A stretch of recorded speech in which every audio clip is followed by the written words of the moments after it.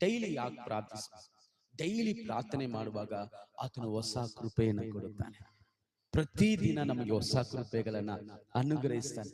ನೆನ್ನೆ ಕೊಟ್ಟಂತ ಕೃಪೆನ ಇವತ್ತು ಕೊಡಲ್ಲ, ಹೊಸ ಕೃಪೆಗಳನ್ನ ನಮಗೆ ಕೊಟ್ಟು ನಡೆಸುವಂತ ದೇವರೇ ನಮ್ಮ ದೇವರಾಗಿದ್ದಾನೆ. ಎಷ್ಟು ಜನ ಸಂತೋಷವಾಗಿದ್ದೀರಾ?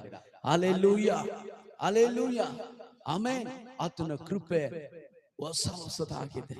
ಹೊಸ ಕೃಪೆಯನ್ನು ಅನುಗ್ರಹಿಸ್ತಾನೆ, ಫ್ರೆಶ್ ಗ್ರೇಸ್. ಆಮೆನ್. ಬೆಳಿಗ್ಗೆನೆ ನಾವು ಎದ್ದು ಪ್ರಾರ್ಥನೆ ಮಾಡುವಾಗ ದೇವರ ಕೃಪೆ ನಮ್ಮ ಮೇಲೆ ಬರುತ್ತೆ. ಕೃಪೆ ಅಂದ್ರೆ ಏನು?